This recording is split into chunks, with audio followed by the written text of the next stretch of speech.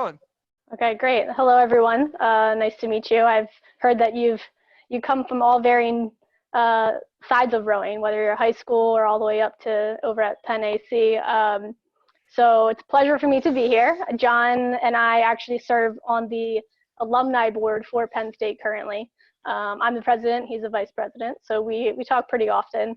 But he asked me actually to stop in and talk to you about some injury prevention. So for rowing specifically. So I have a nice little PowerPoint I'm going to pull up and kind of walk you through. Some of it is a little bit formal because of just research and what the research says specific to rowing injuries and incidents of that. But then, you know, some of it is more anecdotal. So from my end of things and how I view rowing and rowing injuries. So it's really interesting being a rower and then transitioning into being the medical professional for rowing, because the way that I looked at the stroke completely changed. I usually looked at the stroke of how do I make that faster? You know, how do I get faster? How does the boat move faster? And then the way that I looked, I took that experience and really transformed it into, well, what are they doing right there that not only is slowing the boat down, but putting them at risk for injury? And because of that, anytime an athlete walks in to talk to me about their injuries, I pretty much can narrow down exactly what point in the stroke that they're doing something wrong, and telling them, even though this is a slight change, it'll make the worlds of difference in, first of all, your pain, but then you'll be more efficient in your stroke and then end up hopefully moving the boat a little faster. So feel free to jump in and really kind of let me know your thoughts. So I've been obviously with Temple for 7 years, been in the rowing world for 10 or 11 years. I just started when I got to Penn State, but I've been pretty intertwined in the world and kind of met people along the way. And it's a very small world as I continue to learn every year and meeting new people. So feel free to, again, just jump in if you have any questions, if thoughts. We'll kind of start from here. So let's pull this up. All right, so as John said, that I do have my clinical doctorate in athletic training, and a lot of people don't even know that exists because it's actually fairly new. But essentially, it is taking the evidence that is out there in the research and applying it to clinical practice versus, say, a PhD, where you are seeing what's missing in clinical practice and studying and creating research studies to find out an answer. So with this, I kind of wanted to go off and talk about, well, what really are the causes of injury in rowing? So rowing's hard. You put a lot of strain on your body over and over and over and over again. So, you know, 48% of rowing injuries are when you're in the boat, actually. But then you think about, okay, well, the other 52% is when you're on land and you're doing workouts. And obviously this is more of something that was pulled out of the research. I actually find anecdotally, so many more of the injuries that I see happen in the winter season. They are pretty good when they're in the water and the boat has a little bit more give, and then we hit winter training, and then my room gets fuller and fuller and fuller as the season goes on. And then suddenly they go back to the water, and then there's less and less of them, which might be just because they want to get in the boat and they don't want to be on the erg, but I'm not going to pretend like I know what's going on. So acute and chronic rowing injuries have been mostly for overuse or overload. And most importantly is poor mechanics. So if you do something incorrect hundreds, thousands of times, you're gonna get injured at some point. Maybe not initially if you're a novice and you're kind of figuring things out, but if you do it incorrect for a number of times, it's just chipping away bit by bit. So you don't obviously see too many acute injuries. They happen. You know, I had a girl, there was a collision, so we got a nice little oar to the back, which, you know, on the Schuylkill it's tight, and sometimes you have really experienced crews and sometimes you have very inexperienced crews. And then other times you'll see, you know, maybe if they, you know, obviously catching a crab or something like that, but acute injuries are very minimal. It's mostly now these chronic injuries that we have to work through bit by bit to really make that corrective change that'll last a longer time. So again, from the research, if you will, these are the most common injuries. So people always talk about rib dysfunctions in rowing.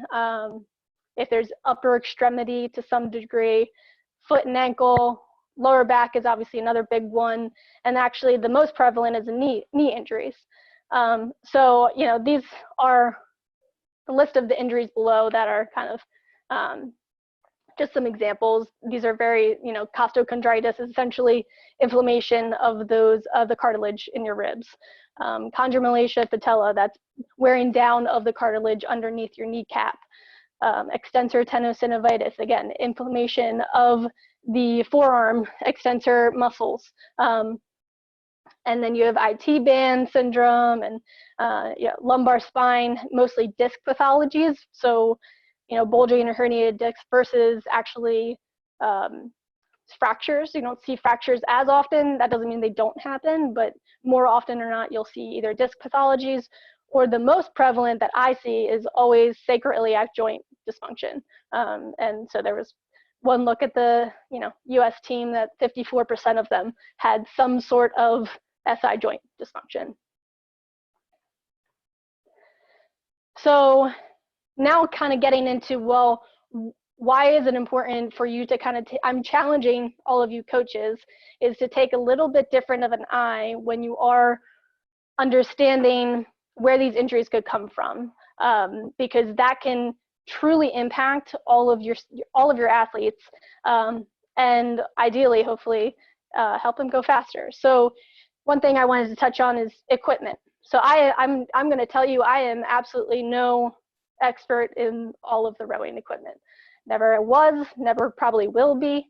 So bear with me. But if you think about even just the oar design, so the blade has changed over the years, and the reason the blade changed was to have a better grip on the water, and so have more force behind it. So when you had the spoon, it was taught to really have that fast and powerful right at the beginning of the stroke, right into the drive. However, if you did that with now the cleaver, you are absolutely putting way too much acute load onto the spine, just by the nature of how it's designed that way. So then, you know, obviously everyone has their own ideas of how to teach the catch and the drive and everything, but, you know, obviously one study said, well, some coaches teach the catch to be light and delicate, and then you kind of take it, you increase it through that drive to have that good power curve. Now, granted, I'm not going to tell you how to coach, and I'm not going to tell you how to, you know, teach your catch, but understanding how equipment and how the spread and everything's actually, if you don't have their foot plates lined up the way they need to be, that can impact, let's see. Oh, sorry, I'm seeing all these chats come up. Feel free to, because I think pulling the chats up is kind of a little tedious. Had more stress fractures in the inboard side. Okay. Yeah, there was just research saying it was more outside. So Becky said that she's seeing more rib stress fractures on the inside or inboard side, which I actually see more of those rib rotations on that inside, because people will actually dip in their shoulder too much and kind of crunch that serratus and all that, those muscles surrounding there. So you're correct. So I don't know why that research said the outside. It's more so kind of taking in that the increase in the lever arm on that outside hang. Let's see, I have one athlete here, newer to sculling, that it showed up on the outboard side, but it definitely occurs in sculling too. So yeah, so I would agree. Definitely depends on the individual's imbalances. And you know, so that's why it's, again, this is research that's out there, but it's not as inclusive as I really think it should be. So let's see.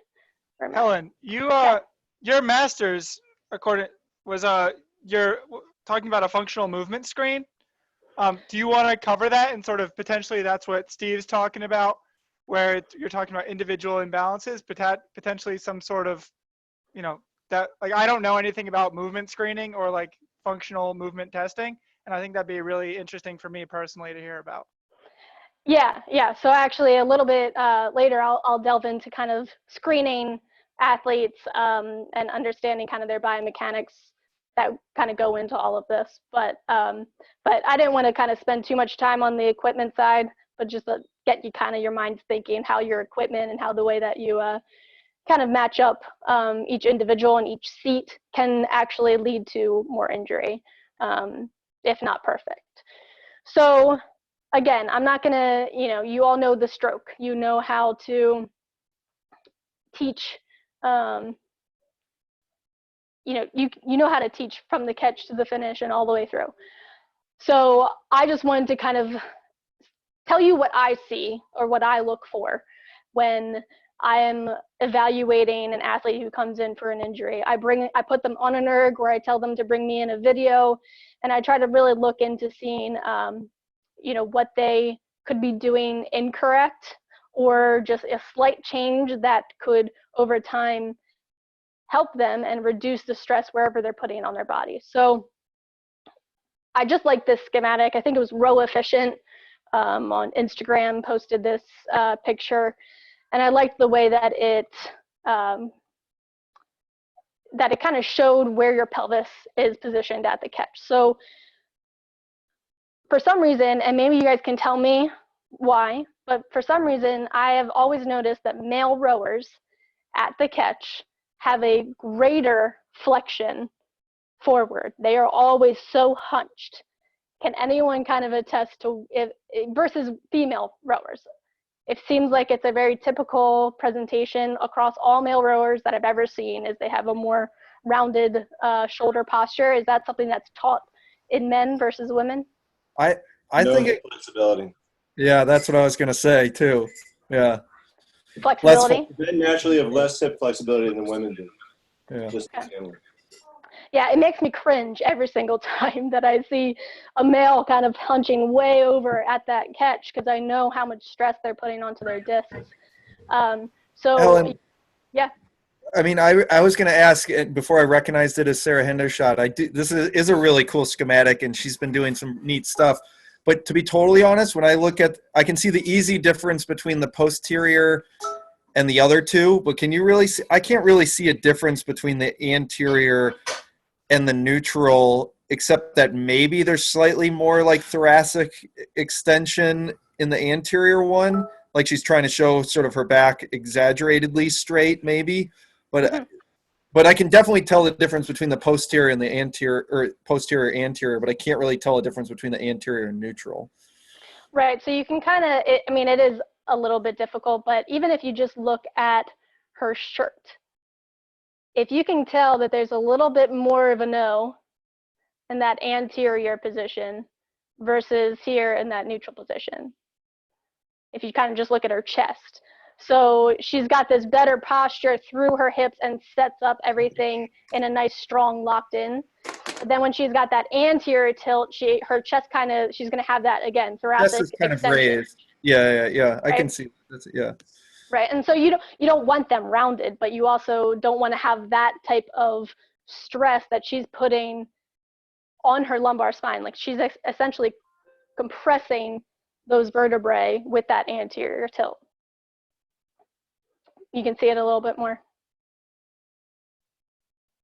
Yeah, I think if I stare long enough at the chest and if I look at the back side of her shirt, I can see a little bit of this sort of divot right under her shoulder blades, which I think is showing that. I mean, and this is a funny thing to Sean's point. It's like, even if I think back when I rode, if I tried to peacock my chest as much as I could, if I tried to extend my back as much as I had such limited mobility that I was still C-shaped, you know. Where would you say your mobility was the most lacking? I mean, over time, I mean, hips, big time. Hips, which, back in the day, I mean, I rode long enough ago that it was mostly harped on just having hamstring flexibility, which definitely was lacking. But at the same time, nowadays, I think there's a lot better insight on how you can get good hip mobility, even with, not the most limber, not the longest hamstrings in the world, Right, and there's actually argument out there that say you have actually that posterior tilt. So when you posterior pelvic tilt, and some people say, well, they have tight hamstrings. it's not necessarily that it's a tight hamstring. Is yes, they are tightened because of that posterior tilt, but it could be actually weak hip flexors. If you don't have good hip flexors, you actually cannot physically put yourself into a better anterior position. So, you could roll out and stretch out your hamstrings all day long, but if you don't do anything to counteract that on the opposite side, then you're never going to get anywhere. Also, the inner thigh as well, groin area, that tightness will keep you from being able to get that proper flexion in the hip Right. as well. Absolutely, yeah. You have that groin and into kind of that pelvic floor area. That plays a really big role in how your core is activated and really how you can actually stabilize that pelvic neutral. So, I think that this is obviously, you can tell there's slight differences, but if you change that anterior tilt to a more neutral position, you've taken those compressive forces off of the low back right at the catch, because obviously you're loading the most right there once you lock in. And so if you set up in a wrong position, you're setting your athlete up to then hurt themselves over and over and over and over. So I like this schematic because I thought it kind of allowed you to see a little bit of what I look for specifically, especially when people come in with any sort of low back pain. But then you can see that it does transfer up the chain. So if you think about, if your pelvis is not in neutral, it's going to affect, again, that thoracic spine. So either you're going to be in too much of flexion or too much of extension, and then it's also your head positioning.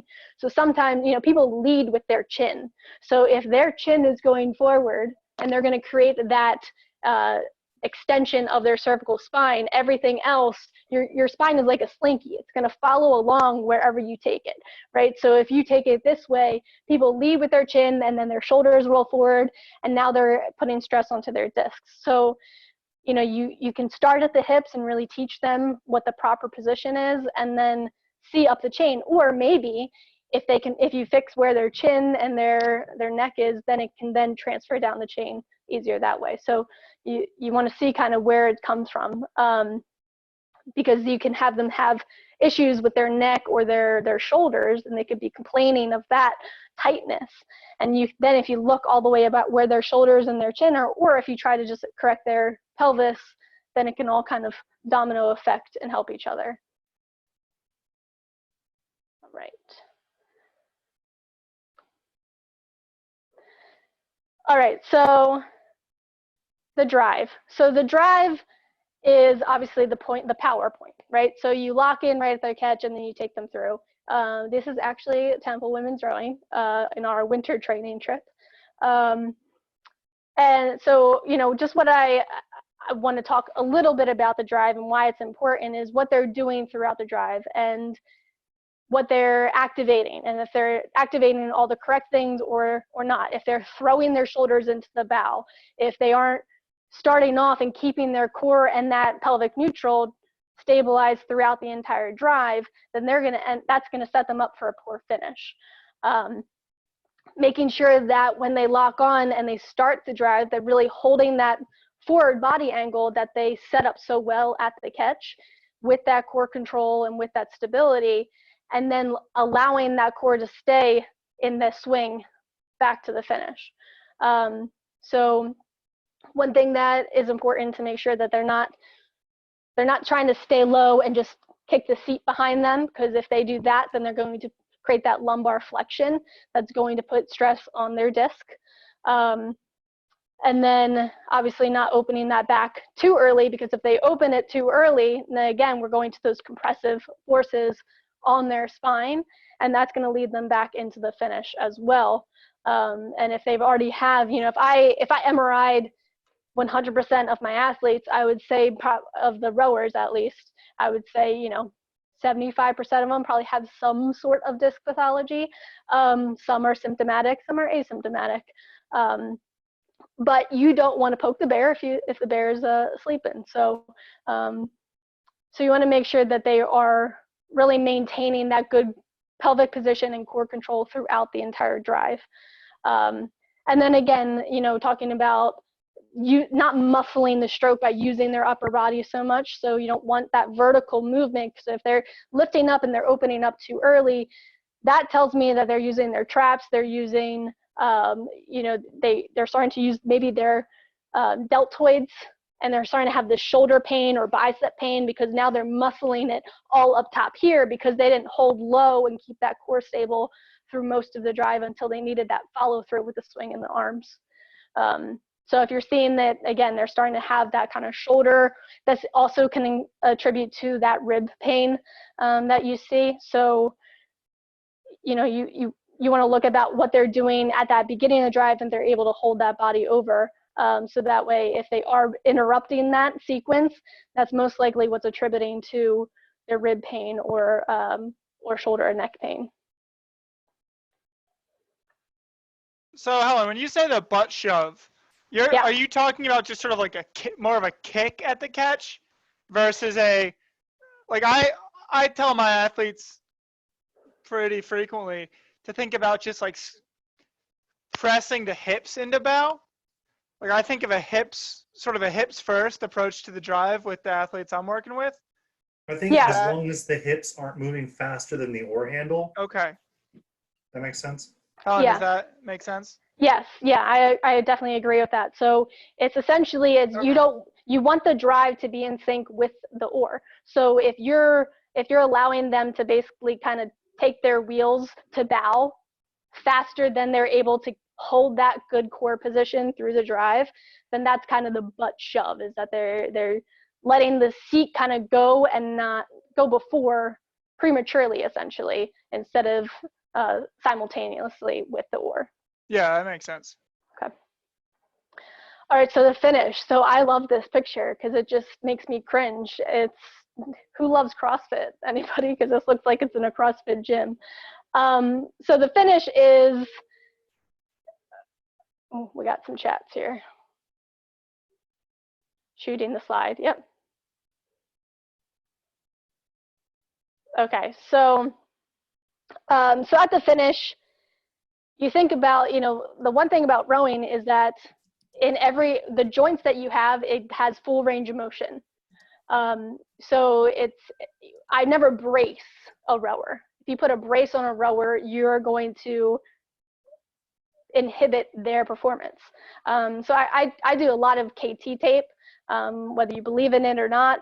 Anecdotally, a lot of athletes really do like it, and it gives them at least some sort of facilitation or understanding of their body. You know, I try to give it some supportive nature when I can, but you need full range of motion. So if you even see this girl is obviously, you can see her toes are way up here, so she's not pointing those toes at the finish. So that tells me that now at the finish, she's firing her shins up like crazy. She's overusing her hip flexor, and obviously she's causing way too much damage to her lower back. So thinking about when you're at the finish, not only making sure that their ankle has good mobility all the way to finish, and you know, I didn't really touch on it too much at the catch actually, but also you want to look for their knees. So you have full extension of your knee, essentially. I mean, there's maybe there should be a slight flexion of it at the finish, but sometimes when you have knee pain in rowers, it's because they repetitively go back and actually hyperextend their knee. They're really shoving that knee down towards the ground. And what that can cause is an impingement of their knee. And that's a really nagging injury, and that's a really difficult one to correct. So I would say that you want to kind of keep your eye out if you do see that type of pain that they're having in their knee. Check and see, you know, it's easier to see on the erg than it is in the boat, but you want to identify that they're not doing too much hyperextension and causing that pinching. So another thing is going back to that pelvic control. So you do want to make sure that they aren't hyperextending that back, because this can also cause extreme pain to that SI joint. So when they're rocking back and forth on that tailbone, it can cause those compressive forces right up into that SI joint. And time and time again, they say, you know, I'm okay when I go up the recovery, like catch and the drive, or like they're iffy, they're okay, but like definitely hurts when I'm at the finish. That could be a overextension. They could be now going actually into too much of that posterior tilt at the finish. and that could cause that compression right there at that SI joint. So you want to make sure that you're preaching that pelvic position, not only at the catch, but also at the finish, because that's going to translate all the way up their spine and help a nice, strong, stable finish. Again, go back to that neck positioning. Sometimes they finish and their neck is way forward. And so that's also going to turn everything into this curve. So you want to make sure when they're nice and strong, up tall, and really good neck positioning when they're all the way at that finish as well. And so there's something called a rib flare. So rib flare is essentially when your diaphragm is not working correctly. And so when you're at the finish and you're kind of in this position where you're up too high and you're causing that thoracic extension and a little bit of that anterior pelvic tilt, your ribs actually will be kind of up and out. And when you have your ribs up and out, you're actually not utilizing your diaphragm correctly, which is also intertwined with those deep core muscles. So you're sitting there at that finish, and if you have that rib flare, then all of those muscles in there aren't going to be able to lock in the time that you need them to then rock over your body and head up to the catch again. So you really want to make sure that you're identifying, you want them to be strong and tall, but you don't want those ribs up and those hips out of place. So here's just an example of a too much layback, causing too much pain at that SI joint in the lumbar spine. And here's a quick little video of, so this was one of my athletes. She's kind of just going through the motions here, but look at the guy next to her. He just makes me hurt so bad. I mean, the guy next to him isn't better, but he's just throwing his whole body pretty much horizontal into the finish, which it's going to catch up to him at some point. So you can see he even rocked over. So he went into full extension and then he went right into flexion. So he's taking his whole spine into both extremes, which is going to cause wear and tear for thousands of strokes very easily.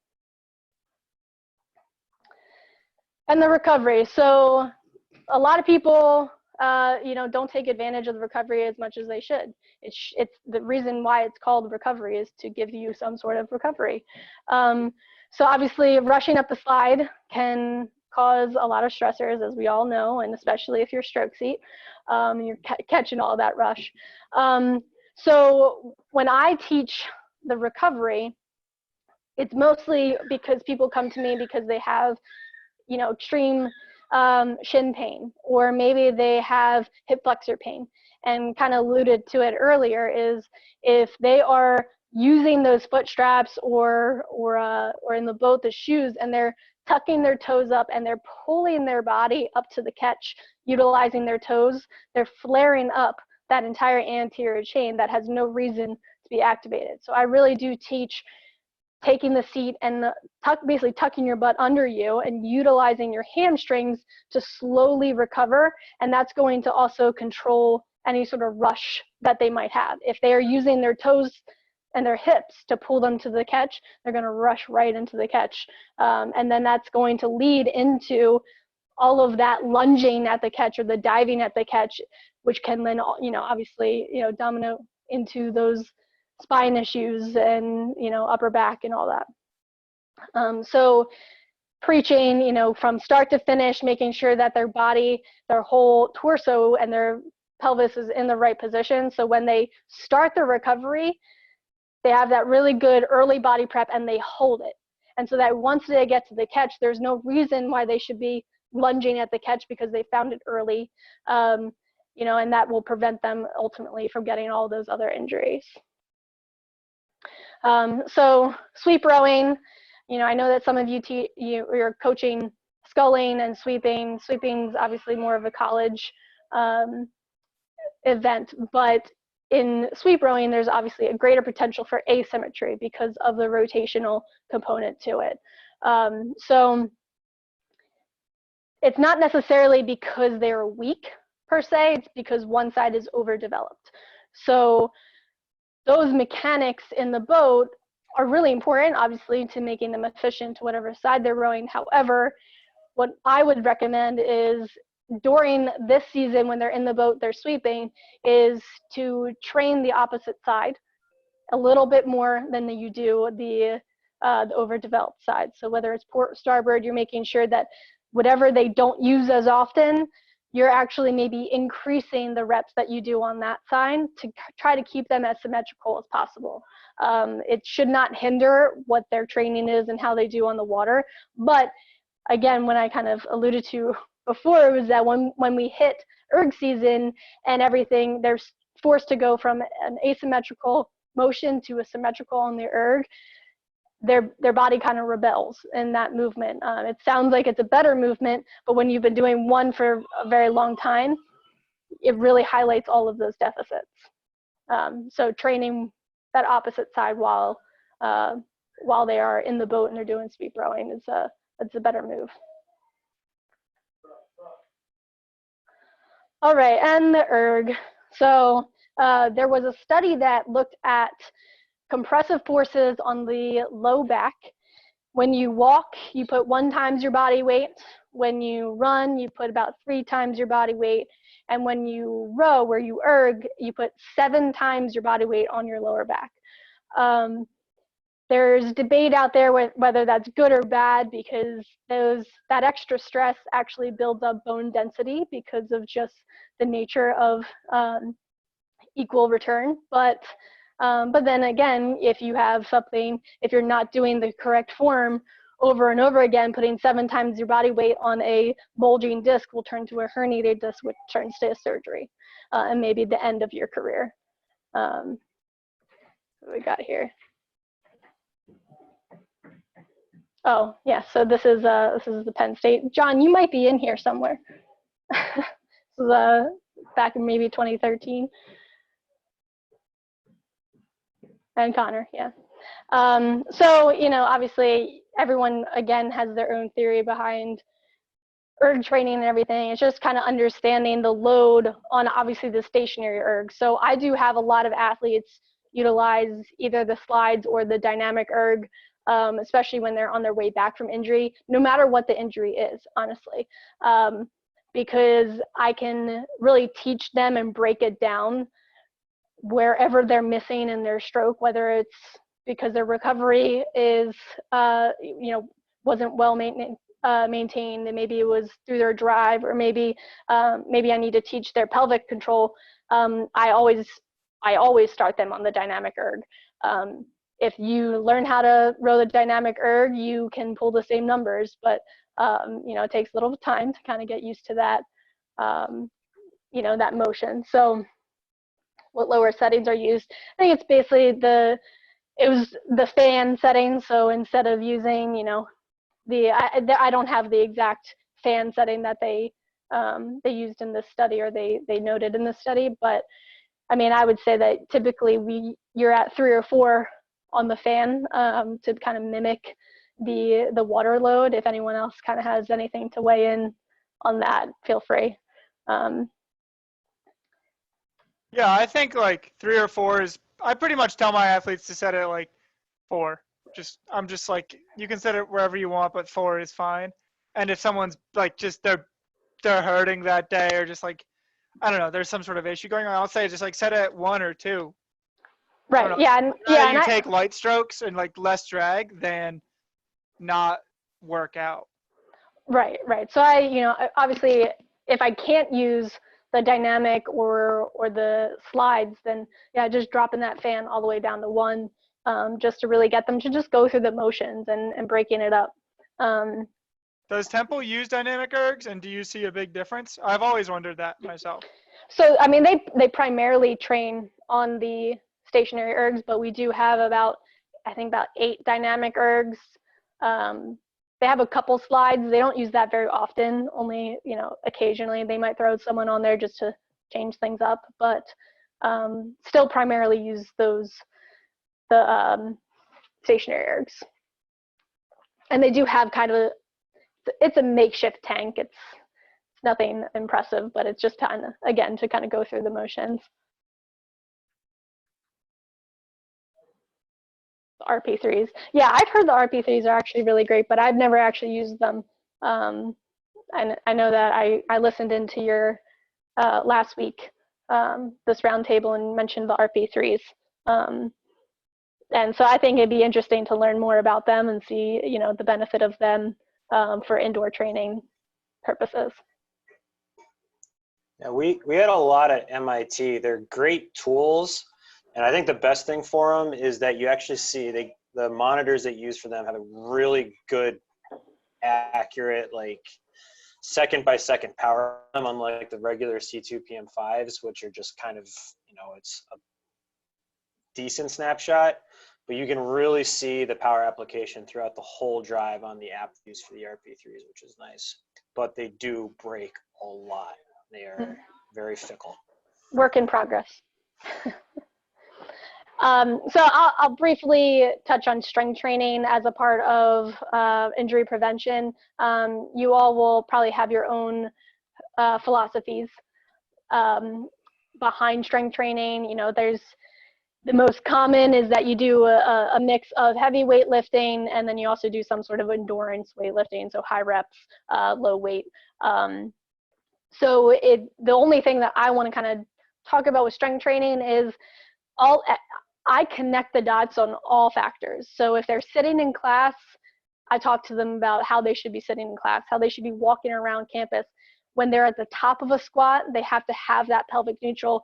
And then when they're at the bottom of the squat, before they dare stand up, they better be in that pelvic neutral, so that way they can engage all the right muscles. So it's basically, when you are coaching in the boat and you really are discussing with them the technique that they're doing and really helping them along, connecting the dots across all of their training is really where you're going to see the most benefits. If I had an athlete come in and I do rehab with them and I tell them to do this exercise only the time that they're in the room with me, and then they walk out my door and I don't prepare them to handle anything else in life, I failed them. So teaching them not only in the boat and on the erg how they should be applying their body, but how it translates to everything else they do. And obviously the rowing stroke is very unique and it's abnormal, but when you go into the weight room and depending on the type of exercise that you choose, you can connect the dots somehow and teach them proper positioning their shoulders, engaging their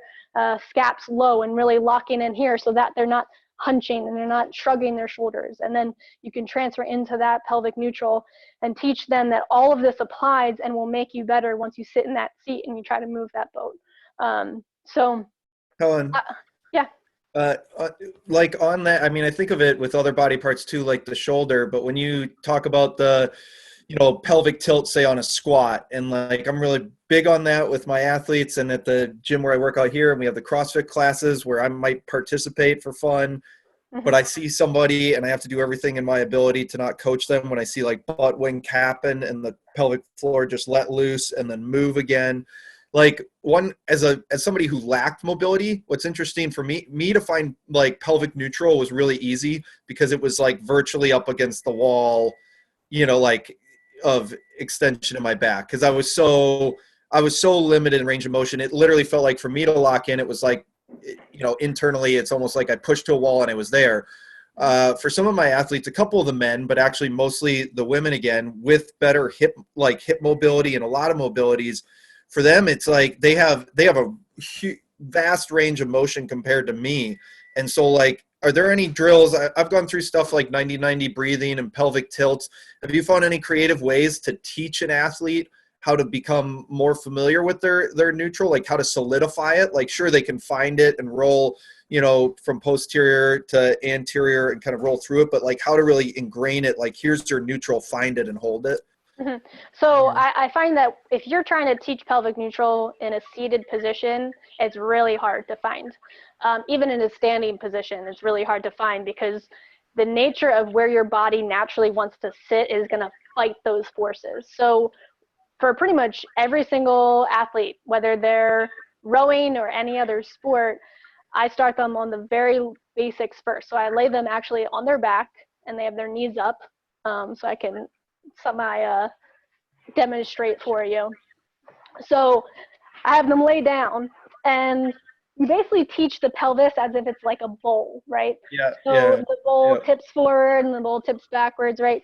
So I have them here, and they have to arch their back so you can fit a hand under, and then you want them to tuck way under here, and then teach them to find that middle point right in between those extremes. Yeah. And then I have them take their fingers, and actually they should feel the contraction when they're holding that position.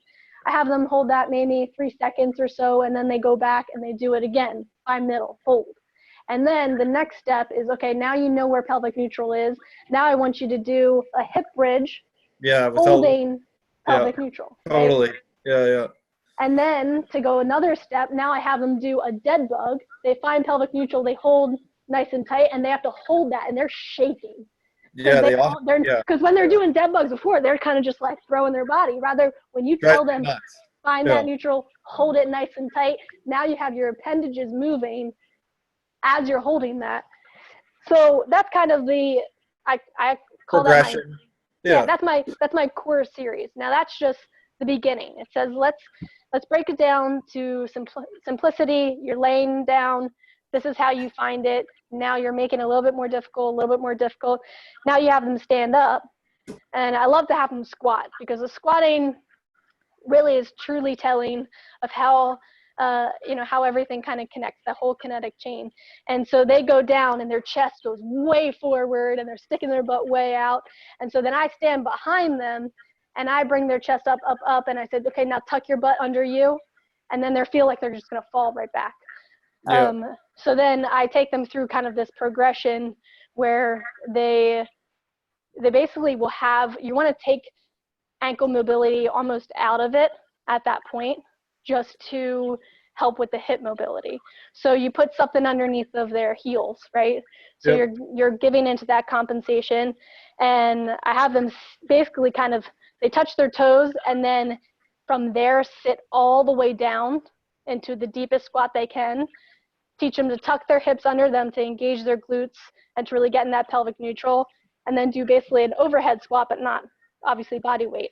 So then they stand right up from there and do that over and over and over. And eventually you want them to obviously ditch the heel lift and be able to do it without it.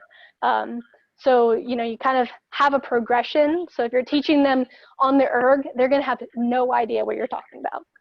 You're But right. if you teach them on the ground and you work it up and up and up, and you say, okay, this is how it applies. Okay, now when you sit on the erg, I want you sitting at that catch, and you're going to put that one extreme, so tip that bowl all the way forward, tip that bowl all the way back, find that middle point, engage that core, those muscles I taught you about, and then you can tell them, okay, that's where you need to be locked in. Does that help? Yeah, no, that was great. It was really good walking through it. That's great. Okay. Thank Good. you. You're welcome. All right, so moving right along. Okay, so some big takeaways is it's all a balance, right? So it's not just the catch, it's not just the drive, it's not just the recovery, it's really understanding as a whole and connecting the dots, and really being able to look at the stroke not only for speed, but to look at it how you could be setting them up for success or setting them up for failure. And so, core strength and stability is, I know everyone thinks about and everyone harps on and does abs probably to no end. But if you can teach kind of what I just went over for pelvic neutral, and you do abs engaging pelvic neutral and really teaching them how to use that deep core, you're going to get more. You don't want them doing crunches over and over again, right? That's not truly helping them.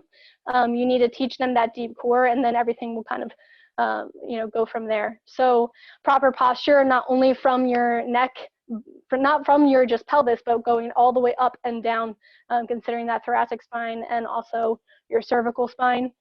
And then understanding what muscles should be active where. So if they're having shin pain when they're erging or when they're in the boat, they're doing it wrong. They shouldn't have shin pain. That tells me that they are flying up the recovery and they're rushing, and therefore causing the shin pain. So they need to learn how to engage those hamstrings and to control their bodies all the way up to the catch. And then obviously, if they're having trap pain, they shouldn't have trap pain. That means that they're shrugging and they might be opening their back early. So, kind of just plugging in how this all kind of goes together. So pelvic neutral, kind of go over that looking into thoracic mobility. So for those that are sweep rowing, you kind of want to see if they do have any limitation going left or right in their thoracic spine. That can also lead to rib issues if they don't have that proper mobility and then they're doing it over and over again. You want to look at that hip and ankle mobility to see if that is either hindering their pelvic neutral or where their chest sits in their thoracic spine, and then going into those breathing mechanics and making sure that they're using that diaphragm and they're not doing that rib flare, because then it's going to lead to other issues. So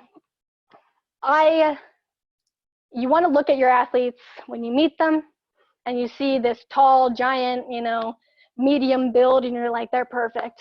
Come onto my team. But now they also are hunching forward and they've got all these other issues that you can see there's a weakness here and that. So if you want to prevent your athletes from getting injured, you got to be able to look at them in a little bit different sense. So say, doesn't mean don't turn them away. Say, okay, now how can I help you specifically to address those issues? So whether that means that prior to practice or after practice or in lift, there's certain exercises they do to correct. Maybe everyone does that pelvic neutral over and over again. They do that core series.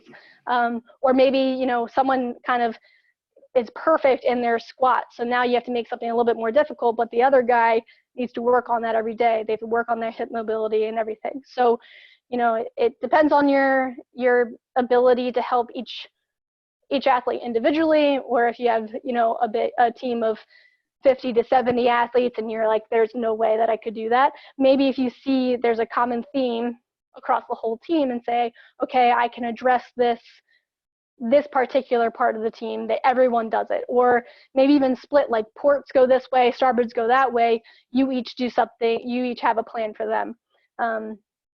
So I did want to kind of show you. So this is something that I've thought about. I haven't been able to specifically implement, mostly because the teams at Temple are so big, and the availability for the D1 athletes to sit with me for each of them for 20 to 30 minutes several times a year is a little bit difficult. However, this is something that I was looking into implementing. So looking at their posture, so just seeing how they stand will tell you a lot. So if you just literally take a picture of them forward, backward, side to side, and you have that to use and study on your own to just see if they have any obvious muscular deficiencies, or you can just see their just normal posture, everything's kind of sinking down. You can look for that pelvic tilt. You could look for the rib flaring. They have rib flare if they're just standing.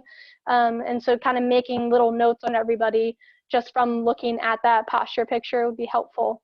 And then identifying, when you identify those deficits, this is a lot of jargon. Some of you might recognize, some of you might know, but some of you might not.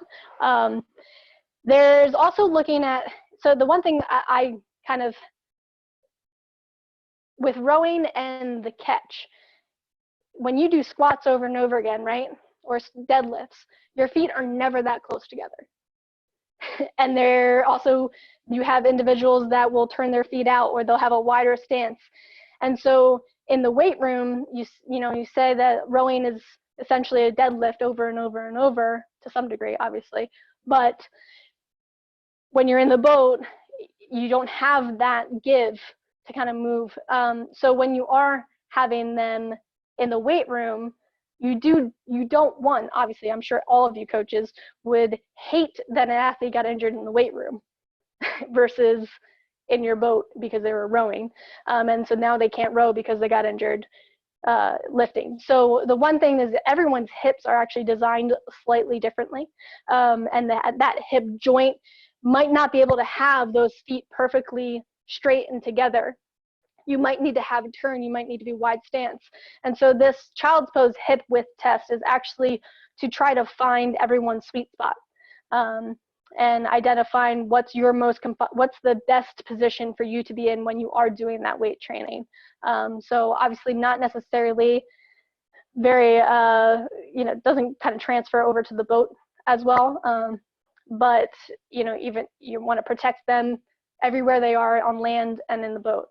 And then I kind of talked a little bit about the overhead squat. So I thought about taking a video again so that you have the time outside to kind of study it and say, oh, I noticed, okay, they have their heels come up here. And so I know that their ankle mobility is terrible, or their chest dips way forward. So that means that they can't maintain that pelvic neutral, and maybe that means that their hips are super tight, and so we got to work on that. So taking these are a lot more objective of understanding. And then looking at more of a quantitative evaluation. So we use something called a goniometer, which is essentially just measuring the degrees of rotation of a joint. So looking at that T-spine rotation, and if there is a discrepancy between left and right. And depending on if they are port or starboard, you want to make sure that they have enough rotation, because if they don't have good rotation, then they're going to be lunging because they're going to try to find their length that way, rather than if you can make sure that they have that good T-spine rotation, they're not going to have that lunging and then all those other injuries that could stir up from there. The Behrens-Sorensen test, that is a test where you're essentially testing essentially back extension. So you would put them on a back extension machine. They would try to maintain their body posture. And if they are able to last in that position for more than 2 minutes, they pass. So that deep back muscle is good. If they can't maintain that position and you see that they're starting to dip and fall under those 2 minutes, then they fail. And so then you would identify them as a higher risk, and you want to address that strength. And then testing their plank, really, just to see what their core stability looks like. There is a simple test, and obviously it's not very dynamic, but it can really teach you a lot about whether or not they have that deep core control and stability. And so you do want to make sure they're doing a perfect plank, right? So if they're sticking their butt up or they're dipping their hips down, that's not a perfect plank and they fail. And so you need to work on something related to that. So I put out this type of evaluation because, as John said earlier, is my master's thesis was looking at the functional movement screen in regards to basically rowing, because it wasn't out there for rowing, it was out there for soccer and field sports. And I did not find it to be, it wasn't applicable, essentially. It was for like the general population to see very general movement patterns, but rowing is a very specific movement pattern. And I really do believe that every single sport has a very unique movement pattern, and therefore there should be specific screens for every sport. So knowing rowing and knowing basically the biggest things to look at is that thoracic mobility, that core stability, the hip control, eccentric body control during the descent, which is mimicking that recovery phase, and kind of highlighting all of those factors to identify the biggest things that could cause them injury that I could help to prevent in the future. So let's see. And yes, I can share you the hip child's pose.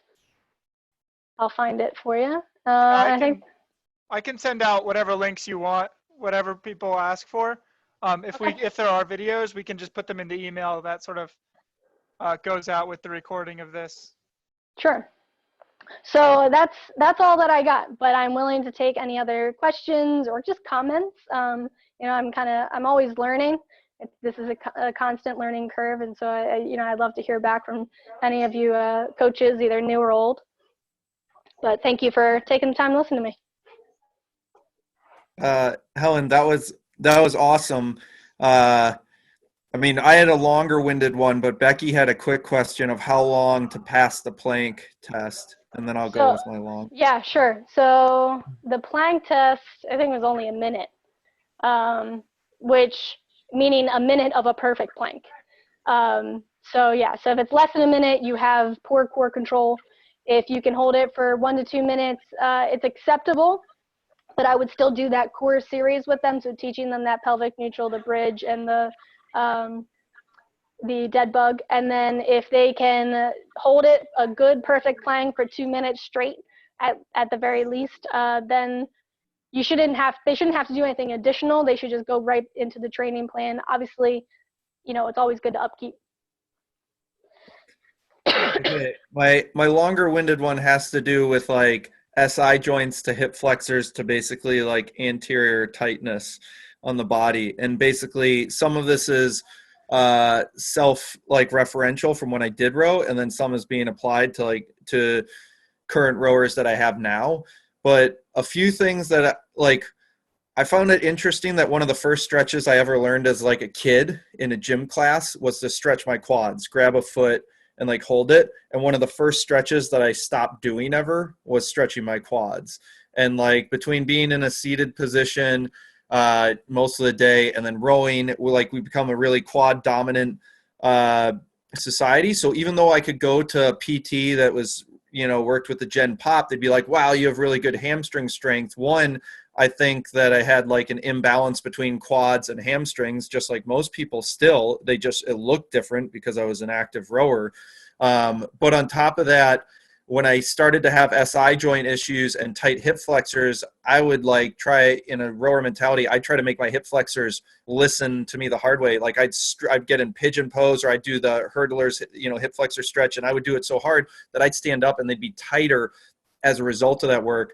And then I started to kind of realize that like my quads were also tight. Like I could barely roll them because of how tight they were. And so I have a theory that like it's a safer thing to stretch, and it could be a gateway towards figuring out, ways to give your hip flexors a little bit more length, is possibly stretching your quads more. And I'm kind of wondering if you do the Thomas test, if there's a way in that to also see if could be helped significantly just by stretching your quads rather than like overworking those hip flexors.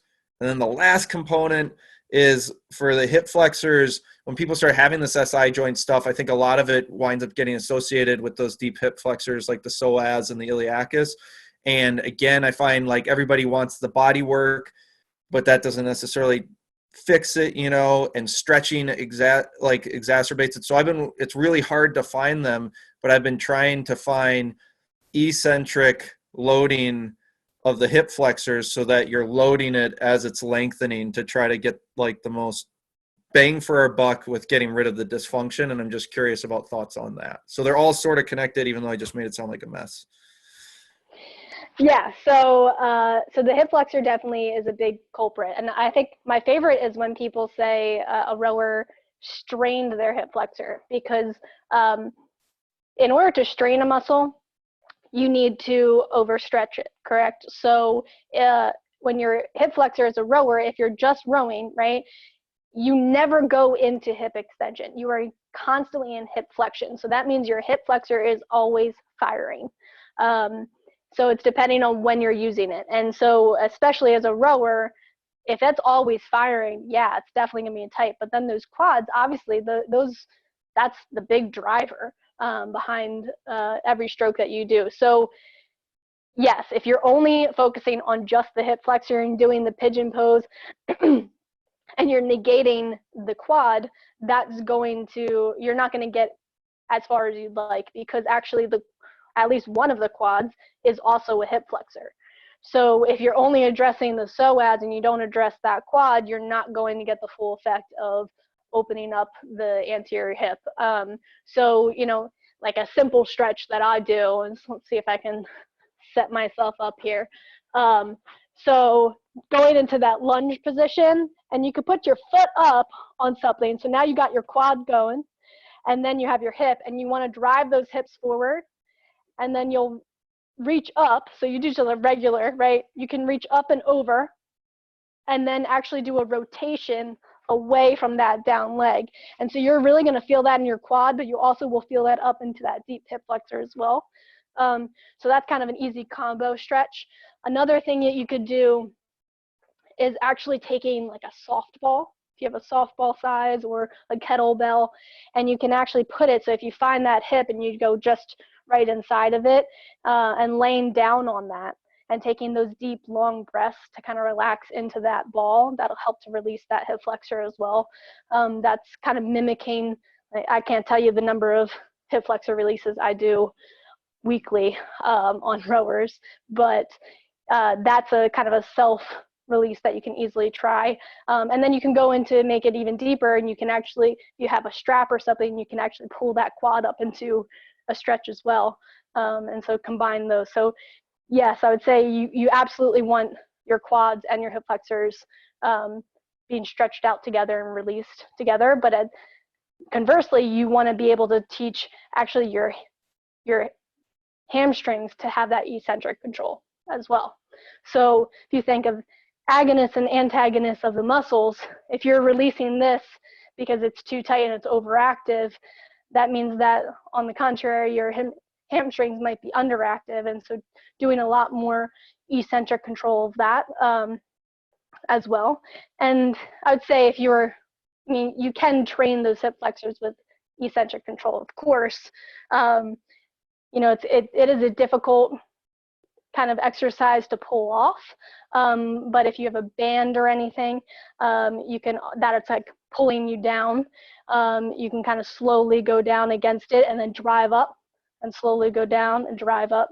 You can also do that in a lunge position as well, and that can kind of, you're controlling the whole way down. You're really thinking about that ratio, essentially, right? Do like a 3-to-1 ratio, so that way you can train kind of both sides of it.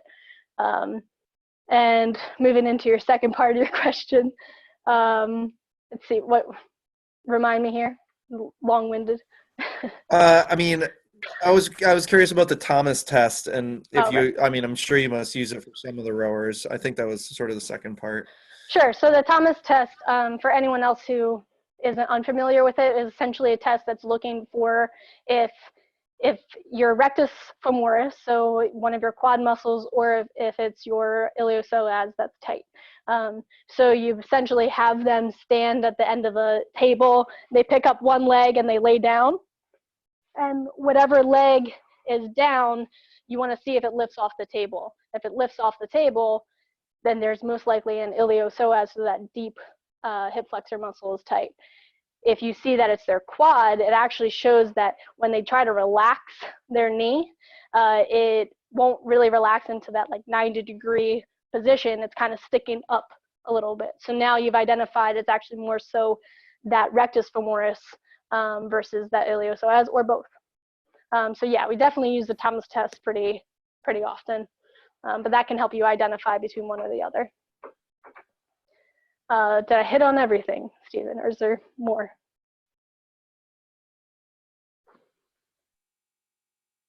The stretch, I guess maybe it's a stretch with the softball. Are you thinking about lying on your side with that? So you actually would lie face down. Okay. So I'm in my basement, so let's see what I got here to give a little demonstration.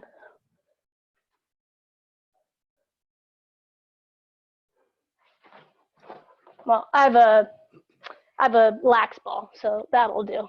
So if you take a lax ball and you actually, so you find that hip bone, right, and you want to go just inside of it, that's where you'll put that ball. So it could be a lacrosse ball or a softball, and you're actually going to lay directly into it, and you're going to try to put pressure into that. And then, as I was saying, you can actually grab your foot either with a strap, and you can lift up, and that's a real killer right there. So that can really do a good number to release that hip flexor if you feel like that is, the stretches aren't quite enough for it. I actually gave some of my athletes a hammer to do some massaging around there. But a lot of people have these like massage guns. It's like a jigsaw with a lacrosse ball in the end. Yeah. Useful or gimmick, or just sort of makes the athlete feel better? It's a Band-Aid. So, I mean, it feels good. It's, a nice little self-massage. I cannot say that I use it often. We have several of them. But, I mean, if they got it and it's really temporary relief, it's making sure they actually know what they're what they're actually trying to get out of it. If they're just doing it back and forth just to kind of make it feel good, but they aren't targeting something specific, then it's a little bit of a waste of time. I'd rather them foam roll. Yeah, that makes sense. Yeah.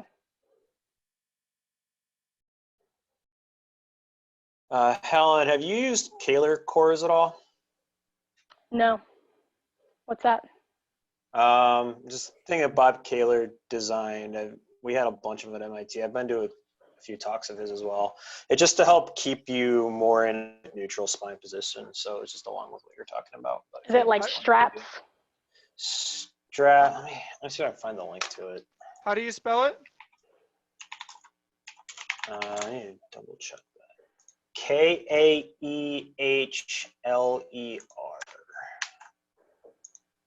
It's a really long carbon fiber telescoping tower with bands. Yeah. Basically. It's designed to keep your spine neutral. I was just wondering what you felt about them, but if you haven't used one, no big deal. Take a peek at it. It sounds like a waste of money, to be honest. That's interesting.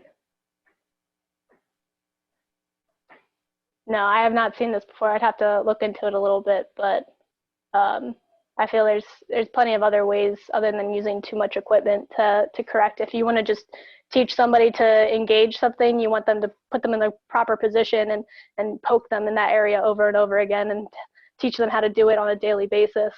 But yeah, so Connor, I'd have to look into that a little bit more to give you a better opinion.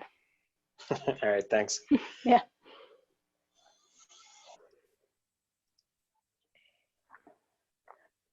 Any other questions? Anything else to add?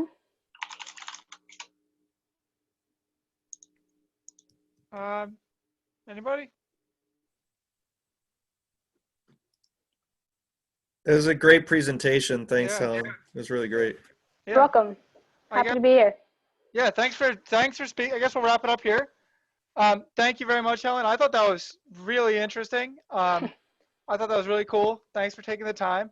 I know I'll be watching this again and just trying to, I'm going to pause it, do some anatomy Googling, and try and learn more about the actual mechanics and not just what feels good. Because I think that's something you touched on really well, is just that, it's not just the pain, it's not just fixing that particular injury, but it's fundamentally related to the mechanics of what you're doing. You fix the mechanics, you help the injury. The injury is a sign of, links back to the mechanics. So I think that was really, really, really helpful personally. Yeah, you're welcome. And if anyone has any questions they think of along the line and you just want to shoot me an email, feel free. You can reach me easily. What's easiest is helen.gallagher@temple.edu. So you can just shoot me an email if you have any questions. If you're like, I have no idea what that meant, like, can you please explain it to me? Please contact me, and I will more than welcome to help you out. Yeah, I think we've all got some time on our hands these days. So yeah, I know I'll be reaching out to you to talk more about just sort of the functional screening and figuring out ways to do it with a smaller group of athletes, and for someone who doesn't really know what they're doing, like myself. But yeah, thanks again, Helen, and we'll end the recording here. And I think we're gonna try and do a little bit later next week to avoid running over the US rowing webinar. If that doesn't work for anyone, I'll send out a follow-up email to this, and you can let me know. But yeah, thanks for coming. All right. Thank you, everyone.